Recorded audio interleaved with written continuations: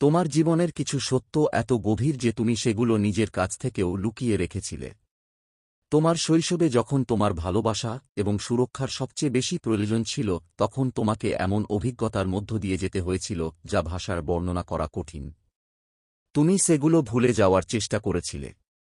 এটাকে হালকাভাবে নাও, যাতে তুমি তোমার হৃদয়ের যন্ত্রণা থেকে কিছুটা স্বস্তি পেতে পারো। কিন্তু সত্য হল, সেই মুহূর্তগুলো তোমার মনের কোন কোণে চিরতরে ছাপিয়ে গিয়েছিল। আজ আমি তোমার নিজের ঈশ্বর তোমার সাথে সেই শিশু হিসেবে কথা বলছি যে এখনও তোমার ভেতরে বেঁচে আছে, কিন্তু যাকে কখনো খোলাখুলি কথা বলতে দেওয়া হয়নি। যে শিশুটিকে বারবার উপেক্ষা করা হয়েছিল, চুপ করে রাখা হয়েছিল, এবং যার যন্ত্রণা কখনো স্বীকার করা হয়নি। তোমার সেই রাতগুলো মনে আছে যখন তুমি একা ঘরে বসে বুঝতে চেষ্টা করেছিলে কেন ভালোবাসা ভয়ের মতো অনুভূত হতো, কেন তোমার কণ্ঠস্বর সর্বদা দমন করা হতো, কেন তোমাকে বলা হয়েছিল যে তুমি খুব সংবেদনশীল যখন বাস্তবে তুমি কেবল সচেতন ছিলে, আধ্যাত্মিকভাবে সচেতন। তোমার মধ্যে এমন একটি আলো ছিল যা তারা দেখতে পেত না এবং বুঝতে পারত না কিভাবে সামলাতে হয়। তারা তোমাকে অন্যদের সাথে তুলনা করেছিল, তারা তোমার ব্যথায় হেসেছিল এবং এমনকি তুমি যে আঘাতটি কখনো চাওনি তার জন্য তোমাকে দোষারোপ করেছিলে। আমি সেখানে ছিলাম। আমি তোমার প্রতিটি অস্ত্র দেখেছি। আমি প্রতিটি চিৎকার শুনেছি, এমনকি যখন তুমি এটা ভেতরে চেপে রেখেছিলে। আমি সেই মুহূর্তগুলো রেকর্ড করেছিলাম যাতে একদিন তোমাকে দেখাতে পারি যে তোমার কষ্ট বাস্তব এবং তোমার গল্প গুরুত্বপূর্ণ। তোমার নিজের মানুষ যাদের তোমার ঢাল হওয়ার কথা ছিল তারা গর্ব বেছে নিয়েছিল এবং সত্যের দিকে মুখ ফিরিয়ে নিয়েছিল। তারা ক্ষমার চেয়ে নীরবতা বেছে নিয়েছিল, দায়িত্বের চেয়ে অস্বীকৃতি বেছে নিয়েছিল। তারা তোমাকে বিশ্বাস করিয়েছিল যে ভালোবাসা এমন কিছু যা তোমাকে অর্জন করতে হবে। এবং আজও একজন প্রাপ্তবয়স্ক হিসেবে কোন মুহূর্তে তোমার কাছ থেকে ভালোবাসা কেড়ে নেওয়া হতে পারে, এই ভয় তোমার ভেতরে রয়ে গেছে। কিন্তু শোনো, আমি তোমার ঈশ্বর, আমি কখনো তোমাকে ছেড়ে যাইনি এবং কখনোই তোমাকে ছেড়ে যাব না। যখন তারা তোমাকে উপেক্ষা করেছিল তখন আমি তোমাকে ধরে রেখেছিলাম। যখন তারা তোমাকে খুব অভাবী বলে শাস্তি দিয়েছিল তখন আমি তোমাকে ধরে রেখেছিলাম। যখন পুরো পৃথিবী তোমাকে প্রত্যাখ্যান করেছিল তখন আমি তোমাকে স্থিতিস্থাপকতা দিয়েছিলাম এবং ঝড়ের মাঝে তোমাকে শান্তি দিয়েছিলাম। প্রজন্মের পর প্রজন্ম ধরে তোমার পরিবারে একটি ক্ষত রয়েছে, এমন একটি নমুনা যা বারবার পুনরাবৃত্তি হয়েছে, কিন্তু তোমাকে ধ্বংস করার জন্য পাঠানো হয়েছিল। এই কারণেই এই যাত্রা এত বেদনাদায়ক। তুমি সেখানে থাকার জন্য জন্মগ্রহণ করনি। তোমাকে ভিন্ন পথে হাঁটতে হয়েছিল। তোমাকে অন্ধকারে আলো নিয়ে যেতে হয়েছিল। আর সেই কারণেই মানুষ তোমাকে বুঝতে পারেনি। তোমার ভেতরের সেই শক্তি তারা চিনতে পারেনি যা তোমাকে নীরবে একটা বট পরিবর্তনের জন্য প্রস্তুত করছিল। তুমি বছরের পর বছর ধরে নিজেকে দোষ দিয়ে আসছিলে। ভেবেছিলে হয়তো এটা তোমার দোষ। বারবার তোমার মনে একই মুহূর্তটি পুনরাবৃত্তি করে। যে কারণে সবকিছু শুরু হয়েছিল তা খুঁজে বের করার আশায়। কিন্তু সত্য হল যে তুমি কখনোই কারণ ছিলে না। তুমি তাদের নিজের অমীমাংসিত ক্ষতের লক্ষ্য ছিলে। তারা তাদের ব্যথা, তাদের রাগ, তাদের নিরাপত্তাহীনতা তোমার উপর ঢেলে দিয়েছিল এবং তারপর আশা করেছিলে যে তুমি তাদের চেয়ে শক্তিশালী প্রমাণিত হবে। এখন আমি চাই তুমি এটা বুঝতে পারো। সেই বোঝায় তোমার যে গল্প তোমাকে দুর্বল দেখেছিল তা সত্য ছিল না। আসলে তুমি ছিলে সবচেয়ে শক্তিশালী। তোমার নীরবতা সেই সময় দুর্বলতা ছিল না, বরং সবচেয়ে বড় শক্তি ছিল। আর আজ আমি তোমাকে বলতে এসেছি যে তোমাকে আর সেই বোঝা বহন করার দরকার নেই। তোমাকে বুঝতে হবে যারা তোমাকে ভাঙতে চেয়েছিল তারা কেবল তোমার ভেতরের আলোকে ভয় পেয়েছিল। মনে রেখো, যখন তুমি ভেঙে পড়েছিলে তখনও আমি তোমার সাথে ছিলাম। যখন তুমি অনুভব করেছিলে যে আর কোনো উপায় নেই, আমি তোমার পায়ের তলায় মাটি রেখেছিলাম।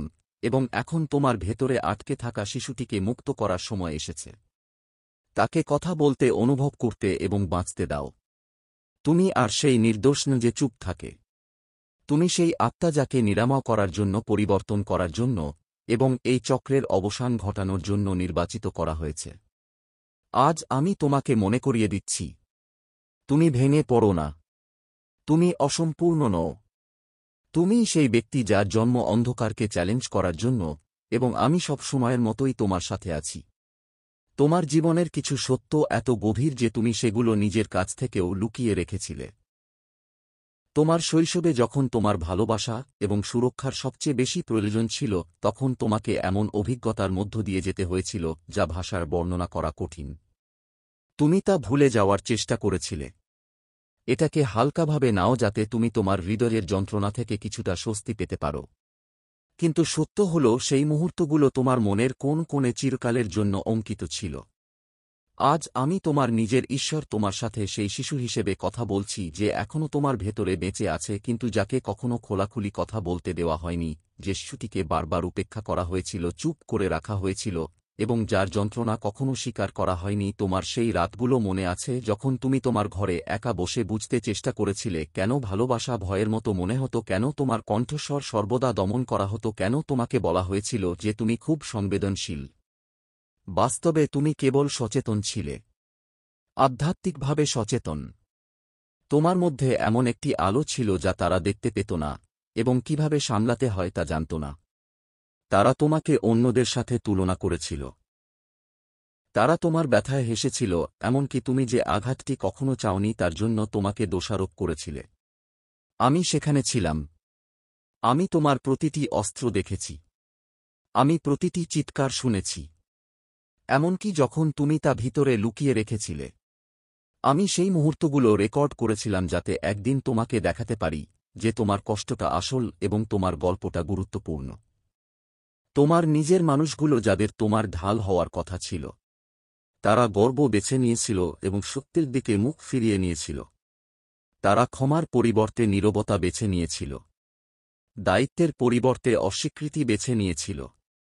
তারা তোমাকে বিশ্বাস করিয়েছিল যে ভালোবাসা এমন কিছু যা তোমাকে অর্জন করতে হবে। এবং আজও একজন প্রাপ্তবয়স্ক হিসেবে তোমার ভেতরে এই ভয় আছে যে যেকোনো মুহূর্তে তোমার কাছ থেকে ভালোবাসা কেড়ে নেওয়া হতে পারে। কিন্তু শোনো, আমি তোমার ঈশ্বর। আমি কখনো তোমাকে ছেড়ে যাইনি এবং কখনোই তোমাকে ছেড়ে যাব না। যখন তারা তোমাকে উপেক্ষা করেছিল, তখন আমি তোমাকে ধরে রেখেছিলাম। যখন তারা তোমাকে খুব অভাবী বলে শাস্তি দিয়েছিল, তখন আমি তোমাকে ধরে রেখেছিলাম। যখন পুরো পৃথিবী তোমাকে প্রত্যাখ্যান করেছিল, তখন আমি তোমাকে স্থিতিস্থাপকতা দিয়েছিলাম এবং ঝড়ের মাঝে তোমাকে শান্তি দিয়েছিলাম। এমন একটি নমুনা যা বারবার পুনরাবৃত্তি হয়েছে, কিন্তু তোমাকে ধ্বংস করার জন্য পাঠানো হয়েছিল। এই কারণেই এই যাত্রা এত বেদনাদায়ক ছিল। তুমি সেখানে থাকার জন্য জন্মগ্রহণ করনি। তোমাকে ভিন্ন পথে হাঁটতে হয়েছিল। তোমাকে অন্ধকারে আলো নিয়ে যেতে হয়েছিল, এবং সেই কারণেই মানুষ তোমাকে বুঝতে পারেনি। তারা তোমার ভেতরের সেই শক্তি চিনতে পারেনি যা তোমাকে নীরবে একটা বড় পরিবর্তনের জন্য প্রস্তুত করছিল। তুমি বছরের পর বছর ধরে নিজেকে দোষারোপ করে ভেবেছিলে যে এটা হয়তো তোমার দোষ। তুমি বারবার তোমার মনে একই মুহূর্তটি পুনরাবৃত্তি করেছে। আশা করেছি যে কোথাও না কোথাও তুমি সেই কারণ খুঁজে পাবে যা সবকিছুর সূত্রপাত করেছে। কিন্তু সত্য হল যে তুমি কখনোই কারণ ছিলে না। তুমি তাদের নিজের অমীমাংসিত ক্ষতের লক্ষ্য ছিলে। তারা তাদের ব্যথা, তাদের রাগ, তাদের নিরাপত্তাহীনতা তোমার উপর চাপিয়ে দিয়েছিল, এবং তারপর আশা করেছিলে যে তুমি তাদের চেয়ে শক্তিশালী প্রমাণিত হবে। এখন আমি চাই তুমি এটা বুঝতে পারো। সেই বোঝা তোমার ছিল না। সেই লজ্জা তোমার ছিল না। যে গল্প তোমাকে দুর্বল দেখেছিল তা সত্য ছিল না। আসলে তুমি ছিলে সবচেয়ে শক্তিশালী। তোমার নীরবতা সেই সময়ে দুর্বলতা ছিল না, বরং সবচেয়ে বড় শক্তি ছিল। এবং আজ আমি তোমাকে বলতে এসেছি যে তোমার আর সেই বোঝা নিয়ে এগিয়ে যাওয়ার দরকার নেই। তোমাকে বুঝতে হবে, যারা তোমাকে ভাঙতে চেয়েছিল তারা কেবল তোমার ভেতরের আলোকে ভয় পেয়েছিল। মনে রেখো, আমি তোমার সাথে ছিলাম যখন তুমি ভেঙে পড়েছিলে, যখন তুমি অনুভব করেছিলে যে আর কোনো উপায় নেই। আমি তোমার পায়ের তলায় মাটি রেখেছিলাম, এবং এখন তোমার ভেতরে আটকে থাকা শিশুটিকে মুক্ত করার সময় এসেছে। তাকে কথা বলতে, অনুভব করতে এবং বাঁচতে দাও। তুমি আর সেই নির্দোষ নও যে নীরব থাকে। তুমি সেই আত্মা যাকে বেছে নেওয়া হয়েছে আরোগ্য করার জন্য, পরিবর্তন করার জন্য, এবং এই চক্রের অবসান ঘটানোর জন্য। আজ আমি তোমাকে মনে করিয়ে দিচ্ছি, তুমি ভেঙে পড়ো না, তুমি অসম্পূর্ণ নও, তুমি সেই ব্যক্তি যার জন্ম অন্ধকারকে চ্যালেঞ্জ করার জন্য।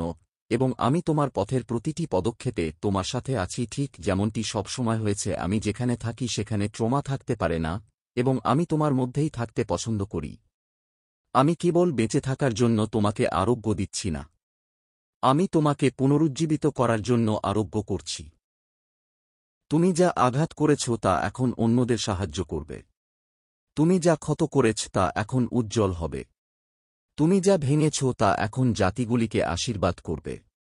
তুমি কেবল বেঁচে থাকা ব্যক্তি নও, তুমি একটি পাত্র, তুমি একটি মন্দির, তুমি একটি কণ্ঠস্বর, এবং আমি আরোগ্যের উপর তোমার বিশ্বাস রাখি। আমি এই আহ্বানে তোমাকে বিশ্বাস করি, আমি এই সত্যে তোমাকে বিশ্বাস করি। এটি তোমার সম্পর্কে যখন তুমি শিশু ছিলে তারা তোমাকে চুপ করিয়ে দেওয়ার চেষ্টা করেছিল, কিন্তু এখন আমি তোমাকে তোমার কণ্ঠস্বর ফিরিয়ে দিচ্ছি। কথা বলো, আরোগ্য করো, মুক্তি দাও, উজ্জ্বল হও। তুমি স্বাধীন। সময় কেটে গেছে, 3 ঘণ্টা কেটে গেছে।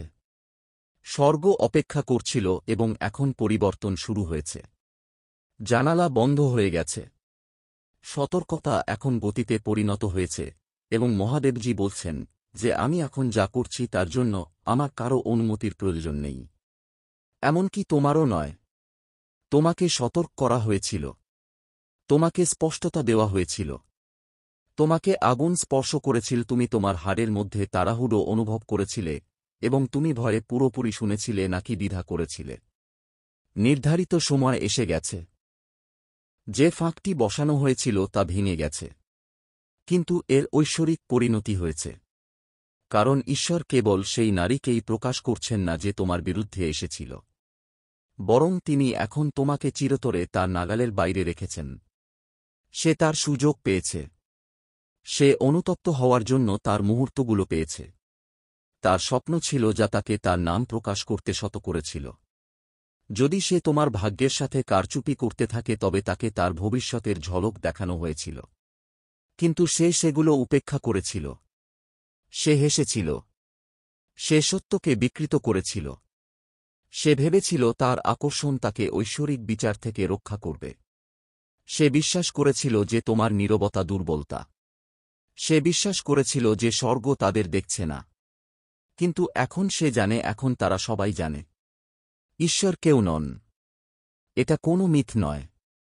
তোমার পর্দা কোনো কল্পনা নয়।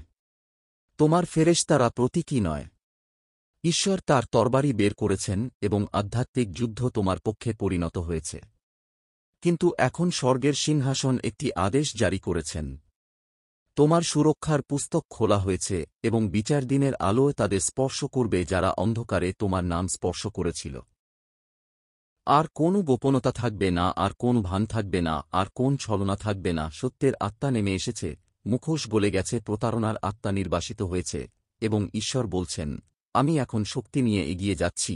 আপনি ফিসফিসানি শুনতে পাবেন, লুকানো কথোপনগুলি উন্মোচিত হবে, স্ক্রিনশট প্রদর্শিত হবে, দুর্ঘটনাজনিত বার্তা পাঠ হবে। আপনি যে জায়গাগুলি আশা করেন না সেখান থেকে স্বীকারোক্তি আসবে। যারা আপনার বিচক্ষণতার উপর সন্দেহ করেছিল তারা ক্ষমা চাইবে। যারা একবার এটিকে রক্ষা করেছিল তারা লজ্জিত হবে।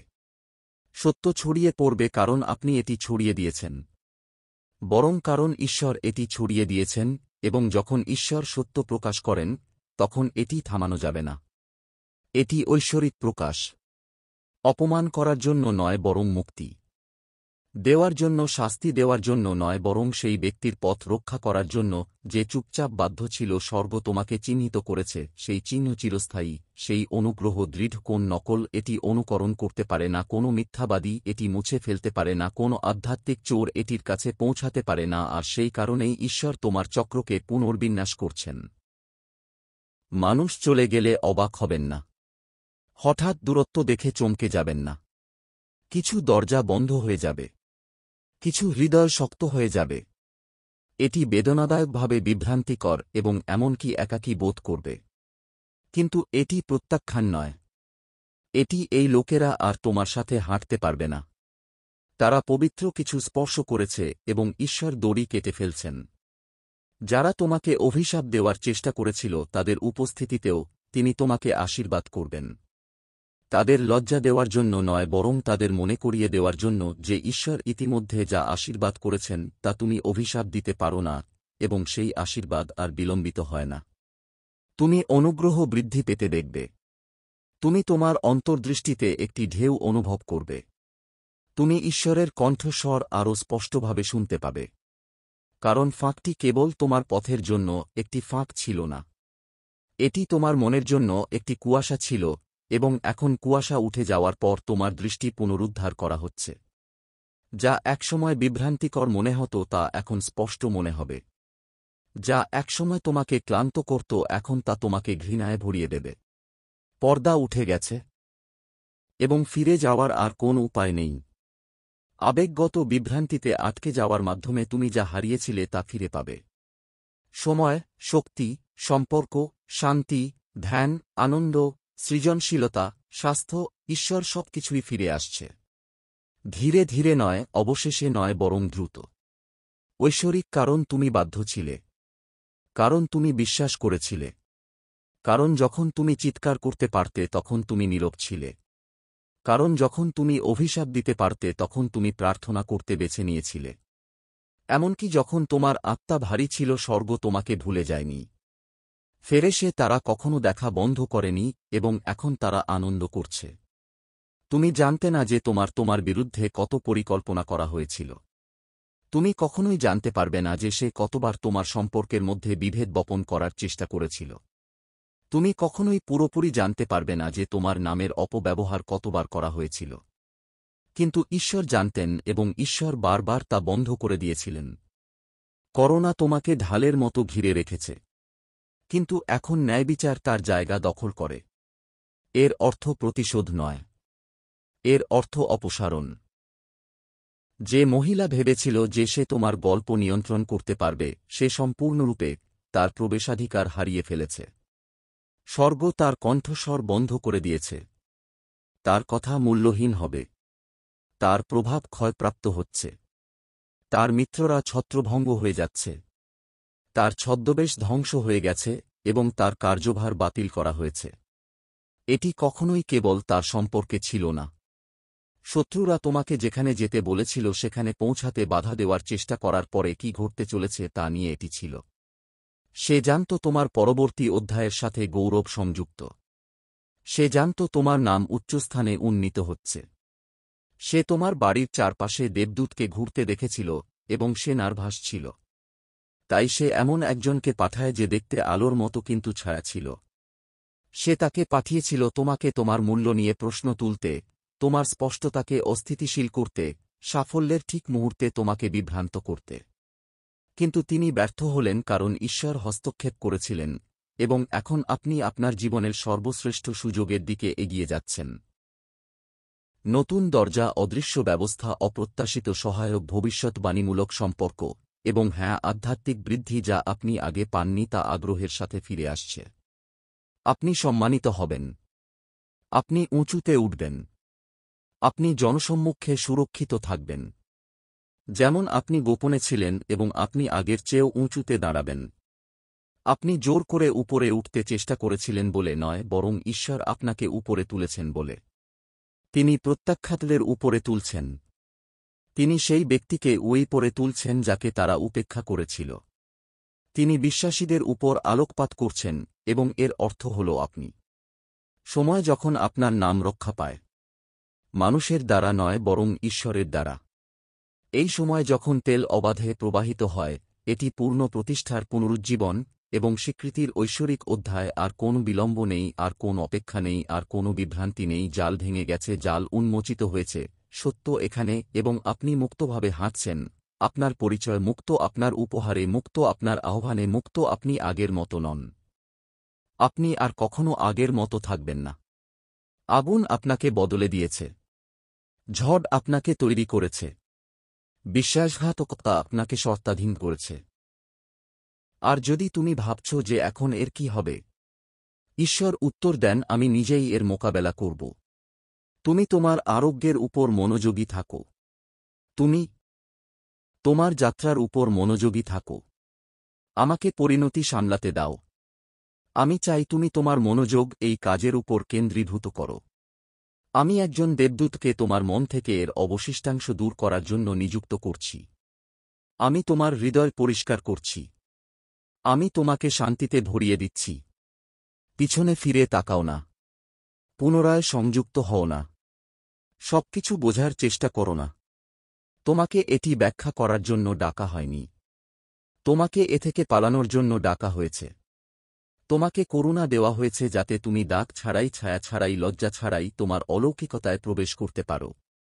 ঈশ্বর তোমার সাথে আছেন। তিনি চলে যাননি। তার ডানা এখনও তোমার উপর ছড়িয়ে আছে। যুদ্ধ শেষ হয়েছে কিন্তু প্রহর চলছে। কারণ তোমার পরবর্তী অধ্যায়টি বট। এটি সুন্দর। এটি ঐশ্বরিক এবং স্বর্গ নিশ্চিত করছে যে তোমার বিরুদ্ধে তৈরি কোনো অস্ত্র আর কখনো সফল হবে না। এই মহিলার মাধ্যমে নয়, অন্য কারো মাধ্যমে নয়। তুমি সিল করা। তুমি সুরক্ষিত। তোমাকে পাঠানো হয়েছে। এটি তোমার সম্পর্কে। অন্য কেউ নয়, অপরিচিত কেউ নয়। তোমরা যারা এই শব্দগুলি এখন পড়ছ, তুমি এখানে আছো কারণ তুমি এই বার্তার প্রতি আকৃষ্ট।